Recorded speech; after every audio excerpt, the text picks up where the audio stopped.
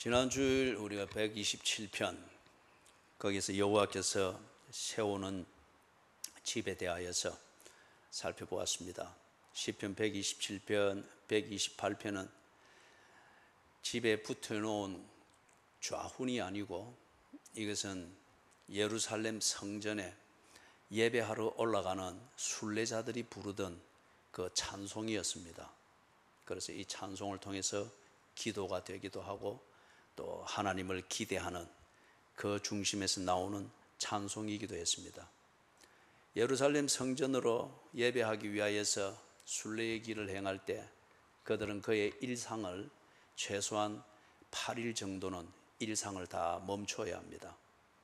그리고 예루살렘으로 가고 그리고 그 예루살렘 안에서 예배를 드리고 절기를 지키는 이것에 집중하게 됩니다.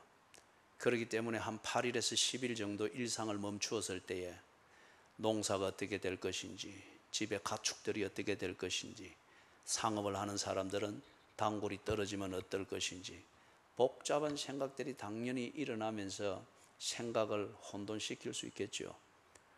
그럴 때에 이 순례자들이 성전을 들어가면서 이 노래를 불렀습니다.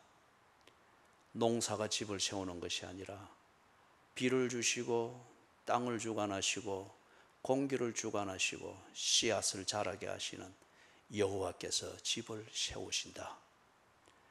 여호와와 나와의 이 관계와 교제, 이것이 흐트러져 있는 상태에서 내가 하는 모든 수고, 그것은 수고의 떡을 먹는 것과 같은 헛된 일이 될 것이다.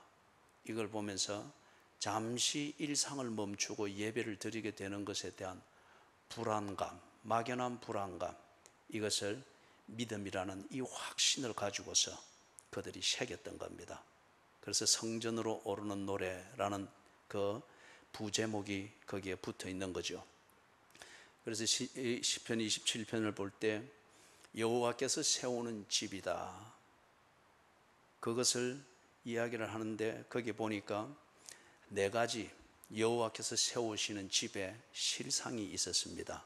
실상이 농사로도 그걸 만들어낼 수 없고 아주 일찍 일어나고 늦게 눕는 이 피를 말리는 그 부지런을 떠는 그런 노동과 거래를 통하여서 세워보고자 하는 집이지만은 그렇게 세워지지를 않습니다. 그런데 여호와께서 집을 세우신다. 그럴 때에 내가 세우고자 했던 그런 것이 다 만들어지더란 말이에요. 그걸 시편 127편에서 4가지의 특징을 가지고서 설명을 해줬죠. 일찍 일어나고 늦게 눕는다.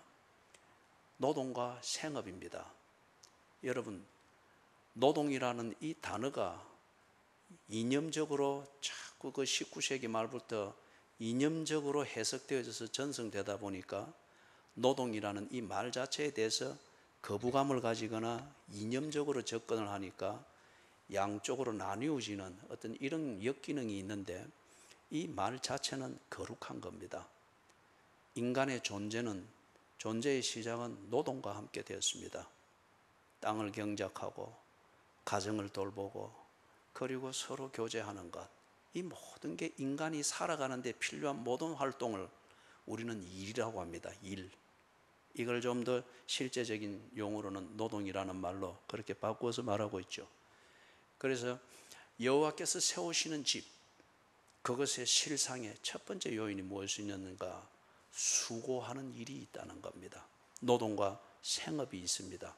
그 다음에 2번째 특징은 보니까 잠을 주시는 도다. 지난 주일날 이 부분에 대해서 설명을 했습니다. 평안한 것을 말합니다. 일할 때 일하고 쉴 때 쉬고 교제할 때 교제하고 휴식할 때 휴식하고 아둥바둥 내가 씨앗을 만들고 씨앗을 내가 자라게 하려고 막 말을 시내 물이 있는 대로 끌고 갈 수는 있지만은 물을 먹일 수는 없다고 하지 않습니까? 이걸 살면서 우리가 다 겪어서 아는 지혜의 말이지만은 우리는 꼭 그 선을 넘어가려고 하죠.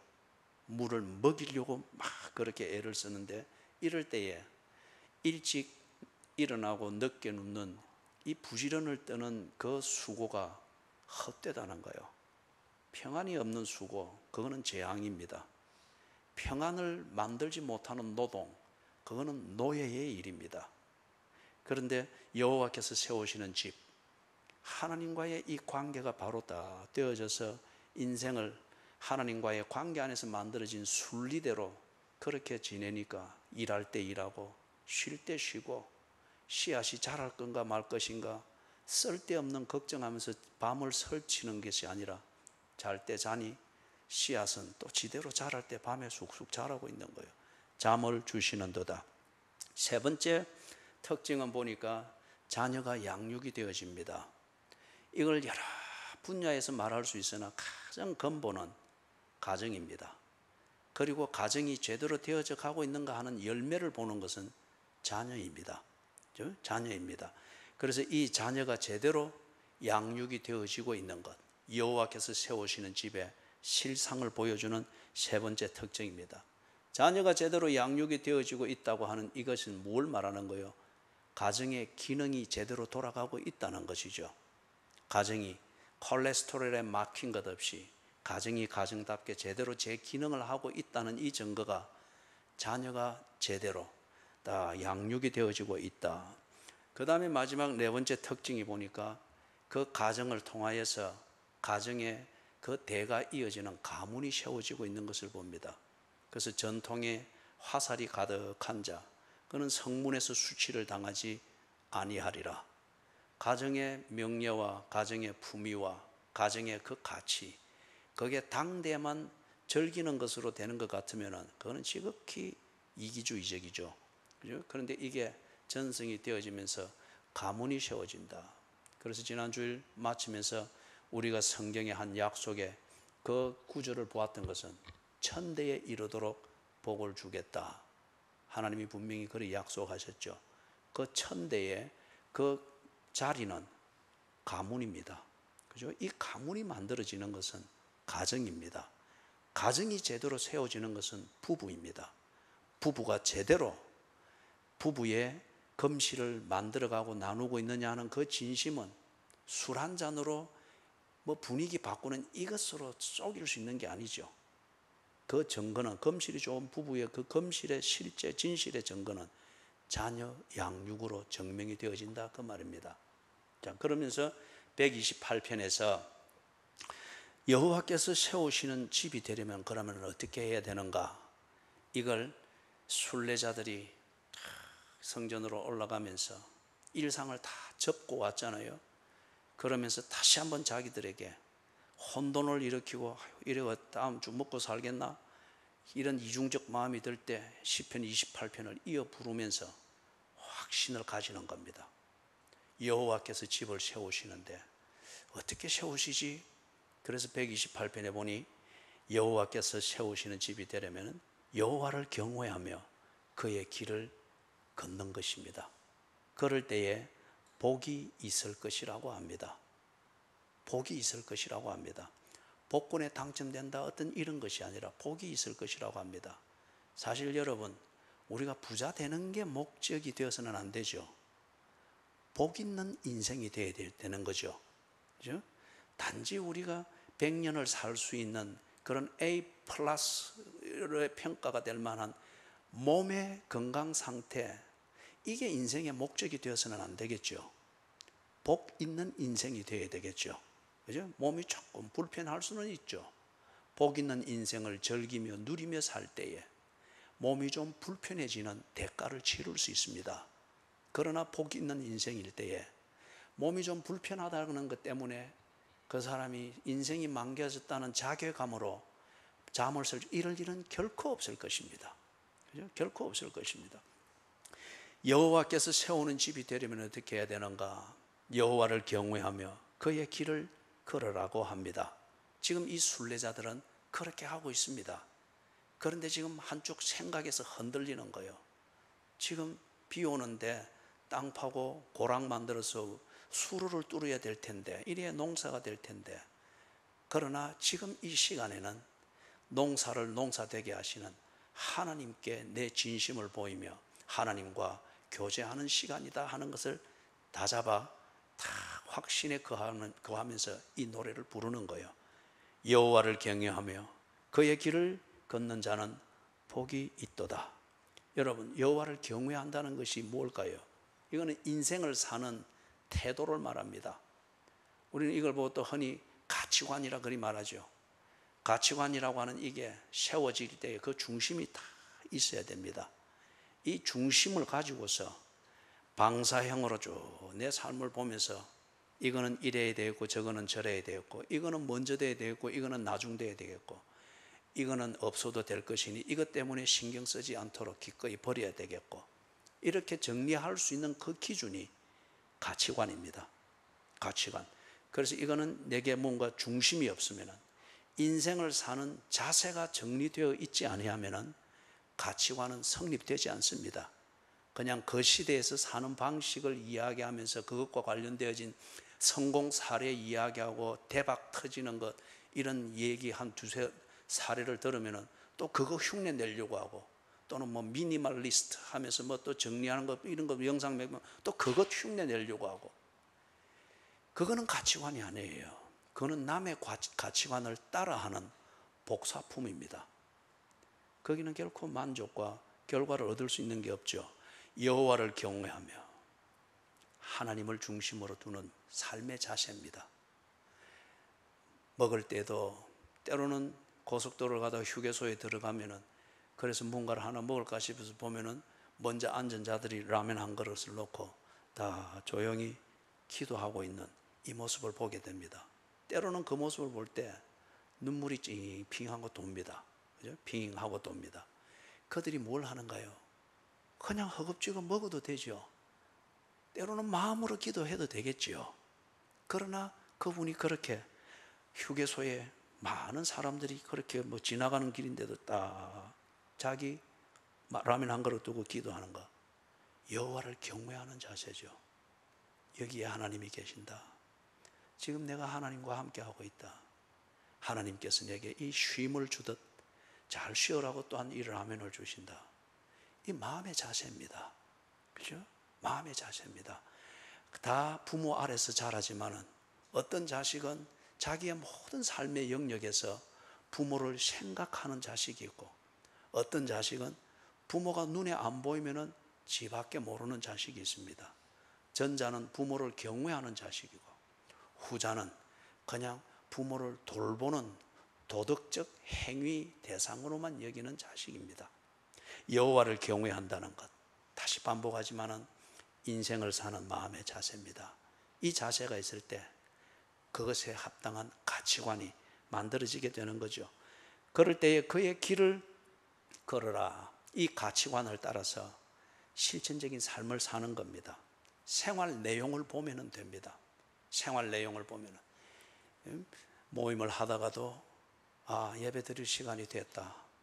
그러면은 딱 중단하고 일어서서 나올 수 있는 것. 그 정도까지 성숙이 되어졌다. 그의 길을 걷는 데 있어서 이게 자기 몸에 배어 있는 그런 상태가 되겠죠.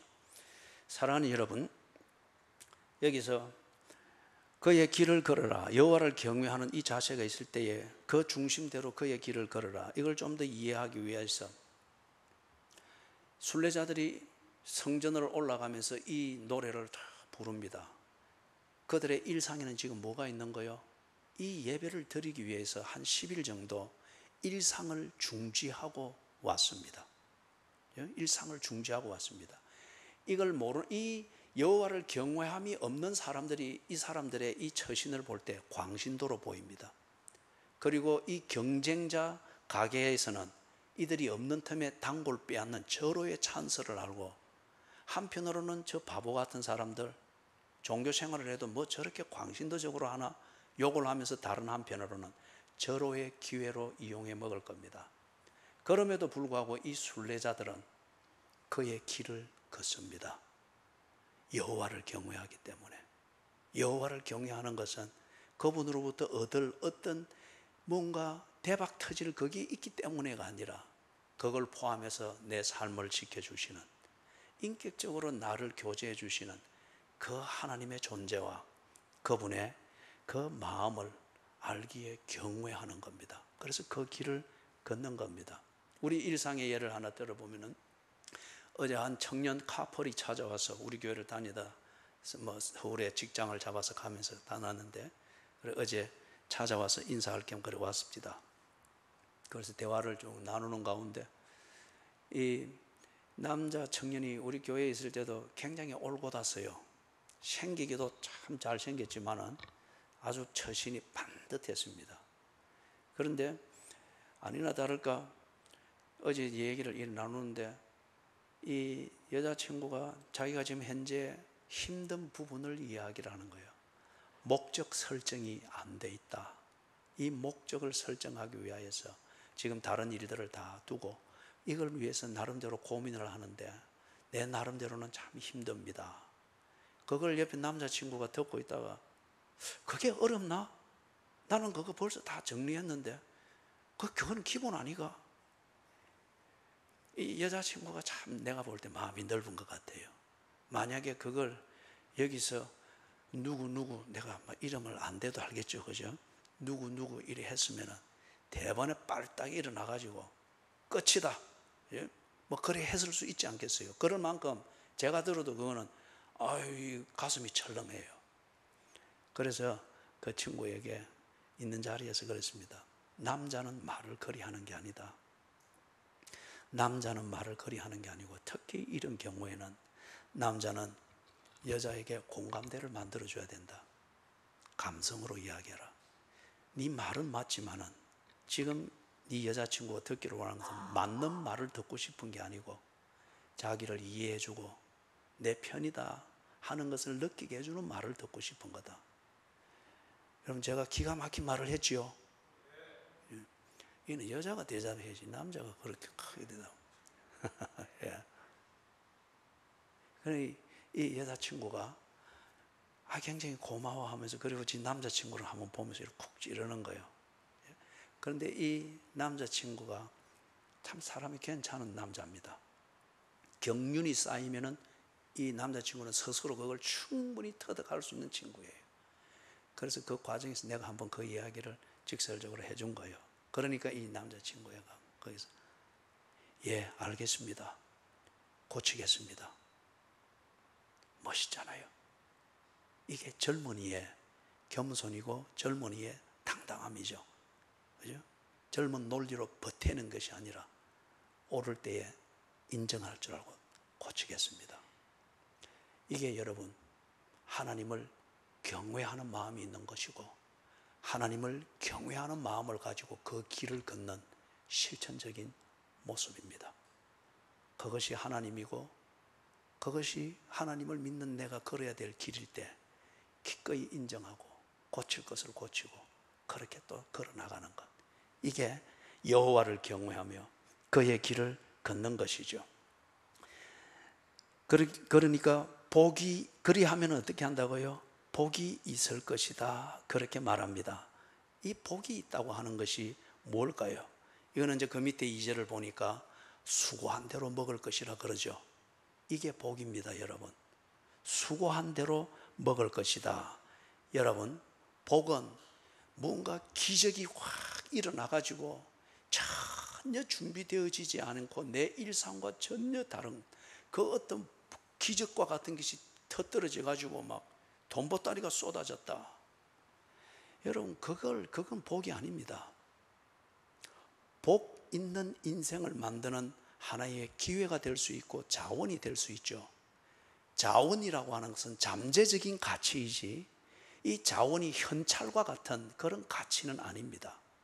이 자원을 내가 어떻게 개발해서 어떻게 쓰느냐, 그 결과 목적에 어떻게 근접했느냐, 그럴 때 이 자원은 가치 있게 쓰인 겁니다. 그러나 돈이 거의 가치에 가까운 것이지만 이 돈으로 노름이나 하고 바람이나 피우고 늘 술이나 퍼마시는 이런 것으로 쓰고 있다고 하면 그 돈은 절대 복 있는 인생을 위한 가치 있는 자원이 아니죠. 내가 그걸 쓸 줄을 몰랐던 거죠. 그렇기 때문에 여기서 복이 있도다. 이것은 수고한 대로 먹을 수 있는 일상입니다.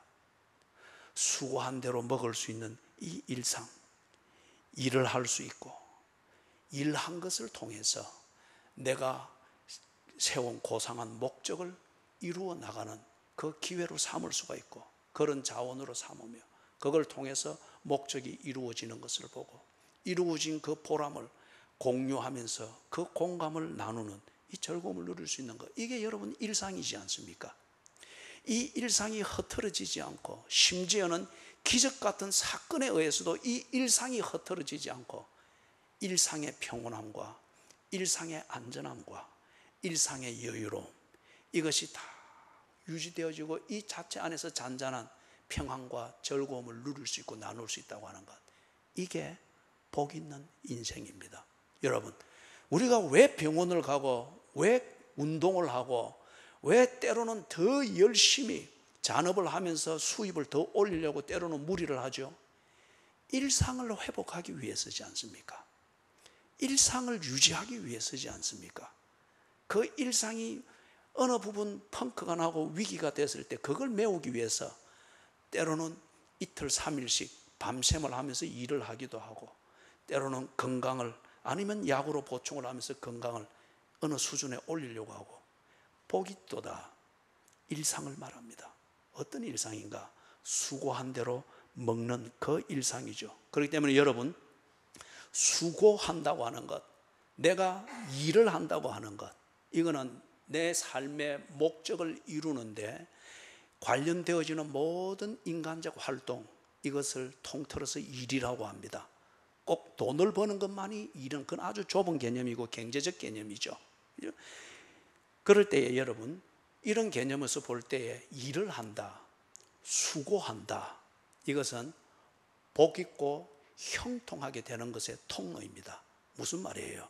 내가 일을 하지 않으면 내 인생의 목적을 이루는 것과 관련되어진 적절한 활동을 하지 않으면, 정신적인 것이든 수입을 얻는 것이든 아니면 육체적 노동이든 아니면 교제와 관련된 것이든 어떤 것이든 인생의 목적을 이루는데 관련되어진 그 인간적 활동을 하지 않는 것 같으면 복은 없습니다.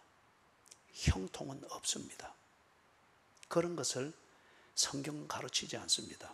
그리고 인생의 진리에서도 그런 것은 있을 수 없죠. 그죠? 있을 수가 없죠. 자, 사랑하는 여러분, 생각을 해보십시오. 불법을 행하고 노름을 하고 사기를 쳐서 뭔가를 얻으려고 하고 일확천금을 기다리면서 잔잔한 일상을 무시하면서 늘 건너뛰며 아니면 밤새도록 스크린 2개를 가지고 정권시장 이것을 흐름을 체킹하면서 들어갔다가 빠졌다 들어갔다 밤새도록 그렇게 해서 아침에는 좀비처럼 나와서 그럴 때 눈에 스크린만 왔다 갔다 하는데 가족이 보이겠어요? 대화가 되겠어요? 일확천금을 노리는 어떤 이런 것에 모든 것을 몰입을 하고 몰빵을 한다. 또는 향락을 즐기는 이 목적을 위하여서 내가 가지고 있는 건강이든 약간의 돈들 그런 데 다 집중해서 쓴다. 자신의 욕망을 채우는 이것 위하여서 자식들을 부속품처럼 데리고 다니면서 뭐 웃고 뭐 사진 찍고 하지만 자식들은 거기에 대해서 전혀 못 느낍니다. 그냥 부모가 하라고 하는 것이 하고 데려가니 그냥 끌려가는 거죠.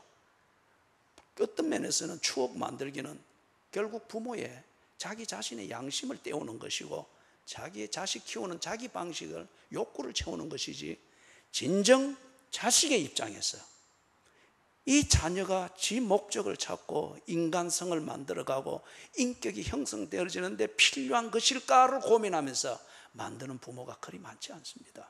그죠? 그런 부모일 것 같으면 저기 봐 하면서 아빠의 키 높이에서 손가락질 하는 것이 아니라 내 허리춤 밖에 안 오는 아이의 눈높이까지 내 무릎을 꿇어서 내 손가락을 가르치는 걸 아이가 볼 수 있도록 낮출 수 있는 사람이면 아이를 위해서 추억 만들기를 하는 것이 되겠죠. 그렇지 않은다 하면 대개 가다 보면 자신의 욕망입니다. 자식 키우는 재미를 느껴보고자 하는 자기의 욕망을 채우는 것이죠. 이럴 때에는 여러분, 수고한 대로 먹을 수가 없습니다. 향락을 위해서 돈을 벌어서 쓰는데 먹을 것이 어디에 있습니까? 사기를 쳐서 돈을 벌고자 하는데 그 사람이 먹을 자리가 가족과 함께 먹을 수 있는 거겠습니까? 격리되어진 감방에서 그런 종류의 사람이 먹는 것을 먹게 되겠죠. 그죠? 여호와를 경외하며 그의 길을 걷는 자가 결코 사기치며 살지 아니할 겁니다. 불법을 합법으로 가장하면서 살지 않을 겁니다. 향락을 추구하면서 자기의 욕구를 채우는 이 목적을 위해서 그런 방식으로 살지 아니할 겁니다. 여호와를 경외하며 그의 길을 걷는 자는 하나님과의 관계 중심을 분명히 중심에 둘 겁니다. 그럴 때에 그는 부모를 공경할 겁니다. 살인하지 아니할 겁니다. 간음하지 아니할 겁니다. 도둑질하는 것을 부끄럽게 여길 겁니다. 거짓말하는 것에 얼굴이 붉어질 거예요. 탐심을 쫓아 사는 것을 정말 부끄럽게 여기면서 토굴에 앉아서라도 나를 씻어내고자 하는 그 자기와의 싸움을 시작하게 될 겁니다. 여호와를 경외하는 자, 그 길을 걷는 자, 그의 삶이 이렇게 나타날 수밖에 없다는 거예요. 그렇기 때문에 뭐라고 합니까? 수고한 대로 먹을 것이라. 수고한 대로 먹는 이게 복 있는 삶이 되어지니 그 뒤에 따라 나오는 말이 뭐죠? 복되고 형통하리라. 그렇게 말을 합니다. 복되고 형통하리라. 사랑하는 여러분, 이 부분에 대하여서 우리가 복잡한 설명이 필요가 없습니다. 복되고 형통하리라. 내 삶이 정말 복되고 형통한가, 이것을 보려고 하면은 많은 것을 볼 게 아닙니다. 은행에 내 통장이 몇 개 있으며 통장마다 잔고가 얼마나 되는가 늘 이걸로 점검할 게 아니에요. 복되고 형통함을, 그 실상을 증명하는 가장 기본은 가정과 가족의 평안입니다. 가정과 가족이 평안하고 안전하고 서로 공감대가 형성되어 있는 일상을 함께 살고 있는가, 이게 복되고 형통한 그 삶의 리트머스입니다. 이것을 증명하는 기본 요소입니다. 그래서 거기 3절 이하에서 3절 4절에서 바로 이 요소를 말하죠. 거기 보니 아내에 대해서 말합니다. 아내는, 내실에 있는 아내는 잘 연거는 포도나무 같고, 그리고 식탁에 둘러앉은 자식은 어린 감람나무 같도다.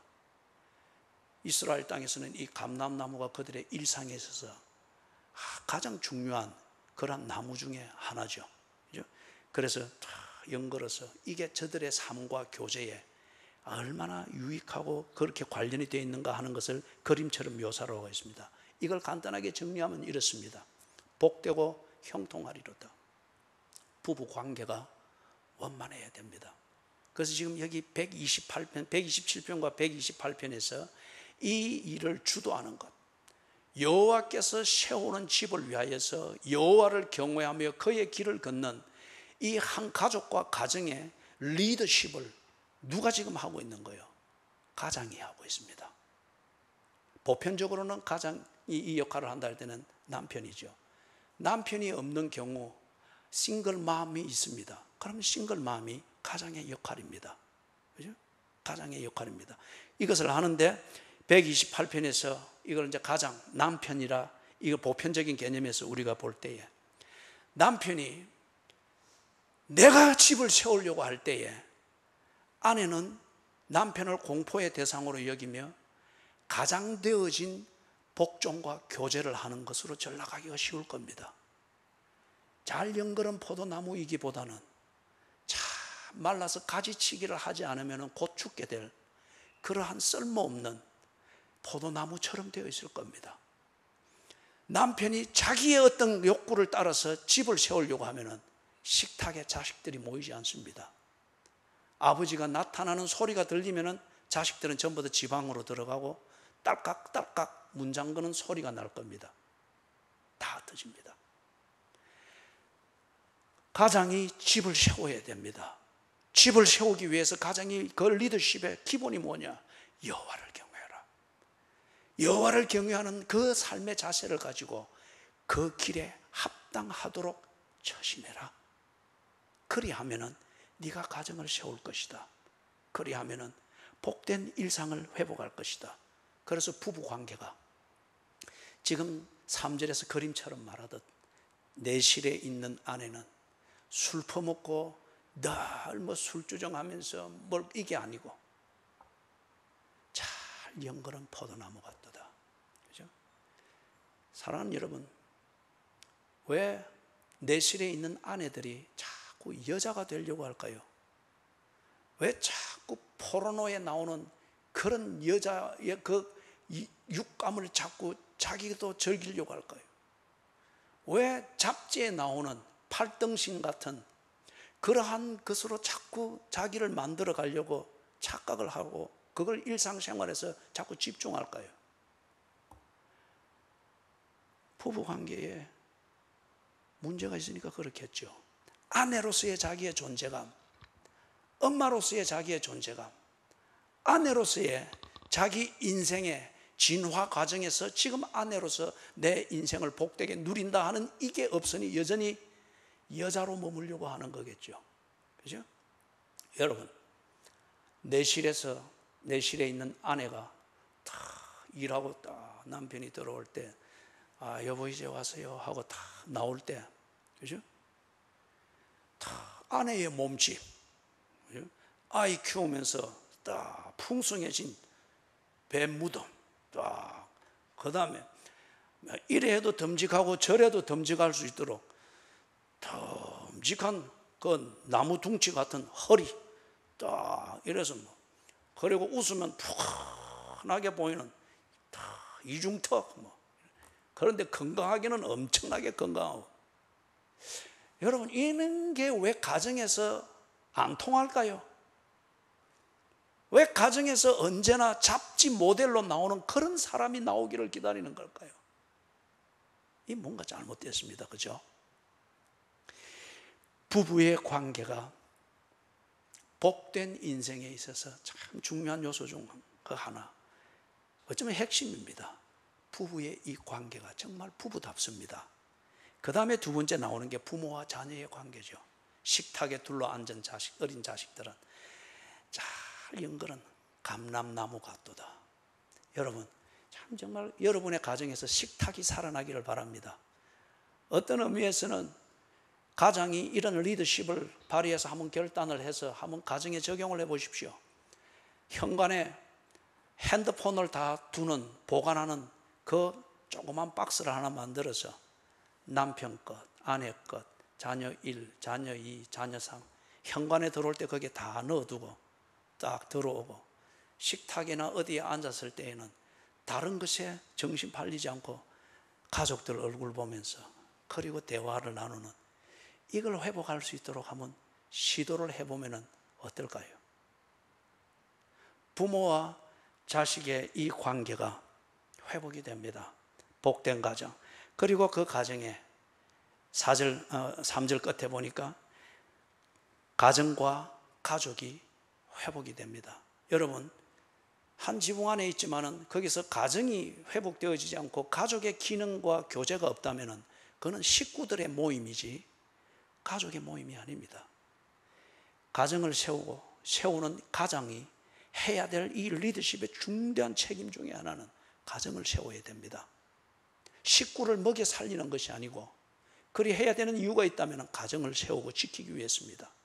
가족을 세우고 가족을 지키기 위해서 식구를 먹여 살리는 이 일들을 해야 되겠죠.